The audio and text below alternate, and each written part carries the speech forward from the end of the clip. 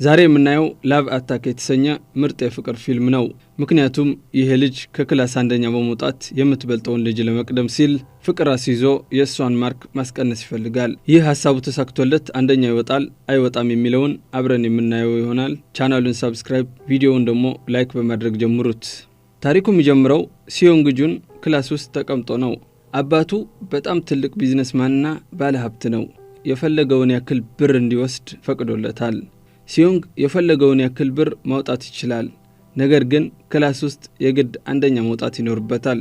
ይህንን ለማሳካትም እናትና አባቱ ለማስደሰት ሲል ቀን ከሌሊት ያጠናል። ሁሌ ከጠዋቱ 10 ሰዓት ተነስቶ ጥናቱ ይጀምራል። ህይወቱ የሚኖረው አንደኛ ለመውጣት ስለሆነ በጣም የተጨናነቀ የጥናት ፕሮግራም ነው የሚከተለው። በዚህ የተነሳ ከልክ ያለፈ ድካምና ስትረስ ስለሚፈጥርበት አንደኛ መውጣት አለመቻሉ ጓደኛውን ይነግረዋል። ጓደኛው ከክላሳቸው አንደኛ የምትወጣው ኩዊን የተባለችው ልጅ ከተማውን ጥላ እንደሄደችና ካሁን በኋላ የሚወዳደረው ስለሌለ አንደኛ እንደሚወጣ ይነግረውና አብረው ተደስተው እየሳቁ ያለ ጓደኛው ቻንግ ኩዊን ከሩቅ እየሮጠች ስትመጣ ይመለከታል። በዚህ ጊዜ ሁለቱም ያሰቡት ሳይሳካ ይቀራል። ዛሬ በኮሌጃቸው ውስጥ ለአዲስ ተማሪዎች ፓርቲ ተዘጋጅቷል። ፕሮግራሙ ላይ ሁሉም ከፍሬሽ ተማሪዎች ጋር ይተዋወቃሉ። በዚህ ጊዜ ሲዮንግ ጁን የኮሌጃቸው ቆንጆ የተባለችውን ጄይሱ የምትባል ልጅ ይተዋወቃል። ነገር ግን ጄይሱ የሁሉም ትኩረት መሳብ ትፈልግ ስለነበር ቆንጆ ንግግር ታቀርብላቸዋለች። በፓርቲው እየተጫወቱ እያሉ አንዱ ጓደኛው ያሾፍበታል። ይህ የምታዩት ሲዮንግ ጁን ሁሌ ከክላስ ሁለተኛ እንደወጣ ነው። የክላሳችን ተማሪዎችም ሰከንድ ቤስት እያሉ ነው የሚጠሩት ይላቸዋል። በዚህ ጊዜ ጄይሱ ትንሽ ጥረት ከጨመረ እንደሚሳካለትና አንደኛ እንደሚወጣ ትነግረዋለች። ሲዮንግ ጁን የእሷ ንግግር ሰምቶ ስሜታው በመሆን ዛሬ ላረጋግጥላችሁ ወዳለሁ፣ በዚህ ዓመት አንደኛ ወጥቼ አሳያችኋለሁ ይላቸዋል። ጓደኞቹም ያሸፉበትና አንዱ ጓደኛው አንደኛ መውጣት እንደማትችል እርግጠኛ ነኝ ይለዋል። ሲዮንግም በእርግጠኝነት እወጣለሁ ይለዋል። ጓደኛውም አንደኛ ካልወጣ ግን ሙሉ ኮሌጅ ውስጥ ሁለተኛ ደረጃ የሚል ጽሑፍ ያለው ቲሸርት ለብሶ እንደሚዞር ይነግረዋል። ሁለቱም ይወራረዳሉ። ንግግሩም በሶሻል ሚዲያ ይለቁታል። ይህ ውርርዳቸው ሙሉ ኮሌጅ ያውቀዋል። ሲዮንግ በጄይሱ ቁንጅና ተማርኮ አንደኛ ወጣለሁ ቢልም ብቻውን ሆኖ ይህንን ማሳካል እንደሚችል እርግጠኛ አልነበረም። በዚህ ጉዳይ ከጓደኛው ጋር ምን ላድርግ በማለት ይወያያሉ። አንደኛ የምትወጣዋ ኩዊን ከትምህርቷ ጎን ለጎን ስራ እንደምትሰራ ጓደኛው ይነግረዋል። ሲዮንግ ሌላ ስራ እየሰራች አንደኛ መውጣት መቻሏ ያሳስበዋል። መቼ ተምራ መቼ አጥንታ አንደኛ እንደምትወጣ ጓደኛውን ይጠይቀዋል። ጓደኛውም ጠላትን ለማሸነፍ ሁለት መንገድ ብቻ ነው ያለው ይለዋል። የመጀመሪያው ምርጫ ጦርነት ሲሆን ጠላትህን መግደል ነው። ሁለተኛው ደግሞ ፍቅር ሲሆን በፍቅር እንዲወድቅና ትኩረቱ እንዲቀይር ማድረግ ነው። የመጀመሪያው እርግጠኛ ነኝ አትችለውም፣ ሁለተኛው ግን ቀላል ነው ማድረግ ትችላለህ ይለዋል። ሲዮንግ ፕላኑ ከሰማ በኋላ ይናደዳል። ቢሆንም እንሞክረው ተባብለው ይወጣሉ። በሚቀጥለው ቀን ሲዮንግ ጁን የኩዊን ሎከር ውስጥ ቾኮሌትና ደብዳቤ ያስቀምጣል። በውስጡም ቁንጅናዋ እንደማረከውና እንደወደዳት በተጨማሪም የእሱ እንድትሆን የሚጠይቅ ጽሑፍ ነበረው። ኩዊን ሁሉም መልሳ ሎከር ውስጥ አስቀምጣ ስትሄድ ሲዮንግ ጁን ተደብቆ እያያት ነበር። ፕላኑ ያልሰራ ስለመሰለው ማታ ሄዶ ያገኛታል። ገርልፍሬንዱ እንድትሆንና እንደሚወዳት ይነግራታል። እምቢ ትለኛለች ብሎ እያሰበ በሰኮንዶች ውስጥ እሺ ትለዋለች። ሲዮንግ ጁን በዚህ ፍጥነት እሺ ትለኛለች ብሎ አላሰበም ነበር። በዚህ የተነሳ ግራ ተጋብቶ የሚናገረው ይጠፋበታል። በሚቀጥለው ቀን የኩዊን ጓደኛ ምክንያቱ ሳታውቅ ሲዮንግ ጁን የእውነት እሺ ያለችው እንደሆነ ትጠይቃታለች። ኩዊን ምን ለማድረግ እንዳሰበ አውቃለሁ፣ የተለቀቀው ቪዲዮ አይቼዋለሁ፣ እቅዱ የኔን ደረጃ ለማውረድ እንደሆነ ገብቶኛል። ለዚህ ድርጊቱ ዋጋውን እንዲያገኝ ካላደረኩት የኔ ስም ኩዊን አይደለም ትላታለች። ሲዮንግ ጁን እየሮጠ ጓደኛው ጋር በመሄድ ባንዴ እሺ እንዳለችው ይነግረዋል። ሁኔታው ስላስፈራው ግን ብናቋርጥ ይሻላል ይለዋል። በዚህ ጊዜ ከጓደኛው ጋር ሆኖ እያለቀሰ ያለ ልጅ ምን እንደሆነ ይጠይቀዋል። ሁኔታው እንደዚህ የሆነው ከገርል ፍሬንዱ ጋር ስለተለያየ እንደሆነ ይነግረዋል። ሲዮንግ ጁን ይህንን ሰምቶ ሐሳብ ይመጣለታል። እኔም ከፈተና በፊት ከሷ ብለይ ሁኔታዋ ልክ እንደዚህ ልጅ ይሆናል። ይህም ከፈተና ከ2 ቀን በፊት አደርገዋለሁ፣ ከዛ ታያለህ ይለዋል። በሚቀጥሉት ትንሽ ቀናት ሲዮንግ ጁን ኩዊን በትርፍ ሰዓቷ ወደ ምትሰራበት በመሄድ ያገኛታል። ቀሪ ጊዜዋን በተቻለው መጠን እንዳታጠና በማድረግ የተቻለውን ያደርጋል። ነገር ግን ነገሮች እንዳሰበው አልሆኑም። ትምህርቱም እያጠና ለመሆኑ ይረዳል። እሷ እንዳታጠና ሲል ቀኑን ሙሉ ይዟት ሲዞር ይውልና ማታም ከስራ ስትወጣ ይሸኛታል። አንድ ቀን ማታ አንድ ላይ እየሄዱ እያሉ ሐሳባቸው ሼር ማድረግ ይጀምራሉ። ሲዮንግጁን የኩዊን እጅ ላይ ጠባሳ አይቶ ምን እንደሆነ ሊጠይቃት ይልና እሷ የነካካት ያለ ስለመሰላት በድንጋጤ አንገቱን ትመታውና ጥላው ትሄዳለች። በሚቀጥለው ቀን ሁለቱም ዴት ላይ ይሄዳሉ። ለ3 ሰዓታት ያክልም አብረው ጊዜ ያሳልፋሉ። ቢሆንም ግንኙነታቸው አንድ እርምጃ ወደፊት መሄድ አልቻለም። በዚህ የተነሳ ሲዮንግጁን እንደዚህ መቀጠል እንደማይችል ያስባል። ከፈተና በፊትም ልቧን መስበር ካልቻለ እንደተለመደው ሁለተኛ ስለሚወጣ የሆነ ነገር ማድረግ አለብኝ ብሎ ያስባል። በመቀጠል ጭር ያለ ቦታ ይወስዳትና ሊስማት ያስባል። ነገር ግን ባልጠበቀው መንገድ ኩዊን ስባ ትስመዋለች። ሲዮንግጁን ይህንን አይቶ ደንግጦ ቁጭ ይላል። በዚህ ጊዜ ከስፒከር ድምጽ ይሰማል። ያላችሁበት ቦታ ካሜራ ተገጥሞበታል። ሁሉም ነገር ሪከርድ እየሆነ ስለሆነ የምታደርጉት ክፍላችሁ ውስጥ ሄዳችሁ አድርጉ ይላቸዋል።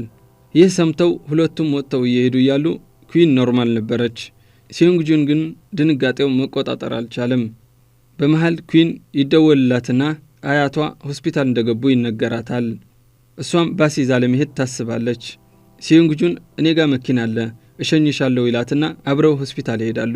ኩዊን እያለቀሰች አያቷን ካሁን በኋላ ስራ ቆሚ አርጅተሻል ትላታለች። በዚህ ጊዜ ኩዊን ያላት ቤተሰብ አያቷ ብቻ እንደሆኑ ሲዮንግ ይረዳል። ከሆስፒታል ሲወጡም ሲዮንግ ጋር ታስተዋውቃቸዋለች። አያቷ እንደሚዋደዱ ስለገባቸው ሲዮንግን አስገድደው ወደሚኖሩበት ገጠር አድርሰኝ በማለት ይዘውት ይሄዳሉ። ገጠር እስኪደርሱ ስለመሸ እዛ ያድራሉ። ሲዮንግ ገጠሩ አይቶ ደስተኛ ይሆናል።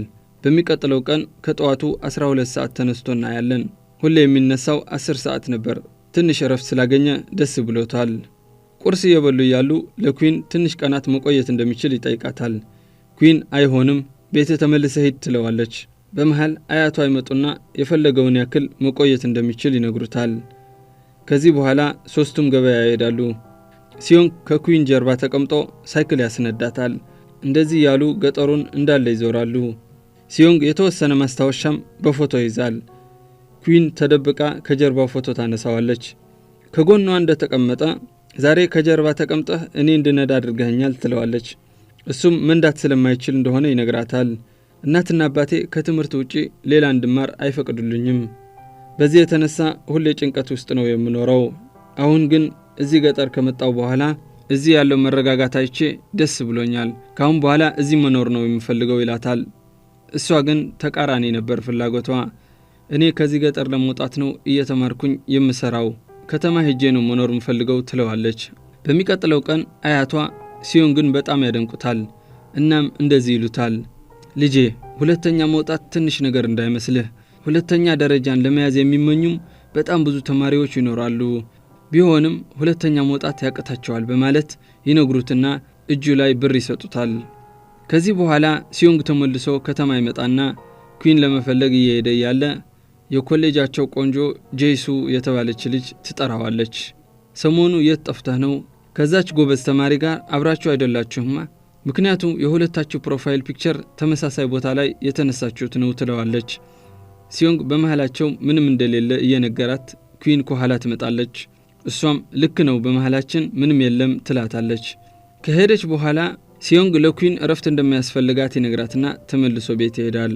እናትና አባቱ በጣም ተናደው ይቆዩትና አባቱ ይጮህበታል። ሁሌ ለምንድነው ሁለተኛ የምትወጣው? በደንብ ለምን አታጠናም? እንደዚህ ከቀጠልክ እንደ ቆሻሻ ተጥለህ ትቀራለህ በማለት አላስፈላጊ ስድብ ይሰድበዋል። በመቀጠልም አሁን ሁለተኛ ከወጣ ወደ ውትድርና እንደሚልከው ይነግረዋል።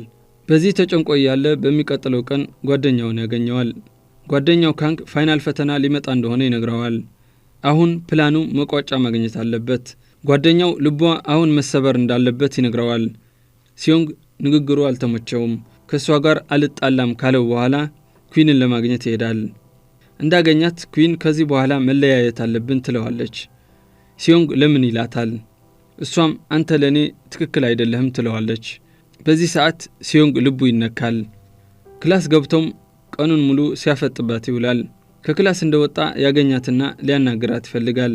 እሷም እኔን ለመብለጥ የጀመርከው ጨዋታ እንደሆነ አውቃለሁ፣ አሁን ሁሉም ማብቃት አለበት ትለዋለች።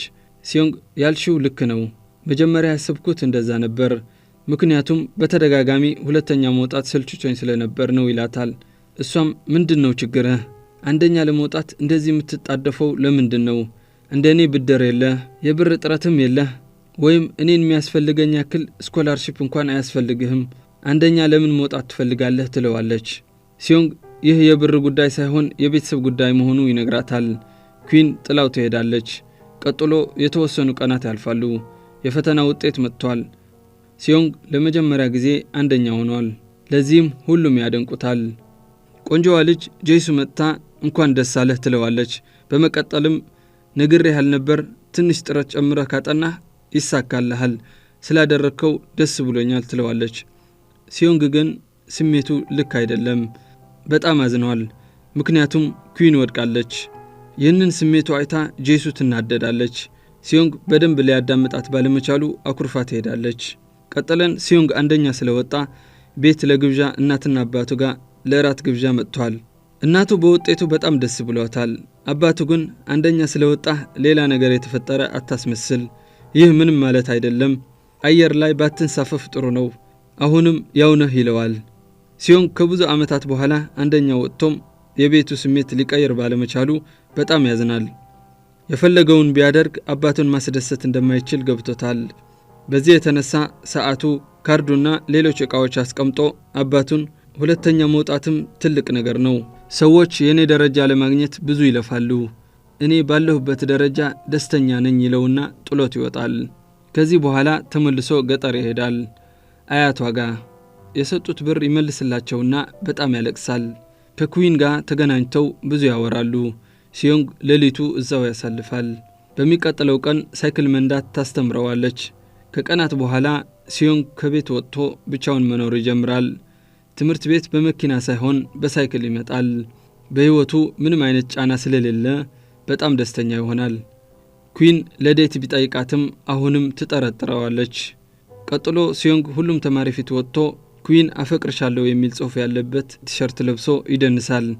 እንደዚህ አይተውት ሁሉም ያሸፉበታል። ቢሆንም ሲዮንግ ምንም አልመሰለውም። ከዚህ በኋላ አበባ ለኩዊን እየሰጣት እንድትቀበለው ይጠይቃታል። ኩዊን ትቀበለውና ሁለቱም እጅ ለእጅ ተያይዘው ሲሄዱ እናያለን። ታሪኩም በዚህ ያበቃል። ታሪኩ እንዴት ነበር? ኮመንት ላይ ንገሩኝ። በሚቀጥለው ሌላ ታሪክ ይዤላችሁ እመጣለሁ። ቪዲዮውን ላይክ፣ ቻናሉን ሰብስክራይብ አድርጋችሁ ጠብቁኝ። አመሰግናለሁ።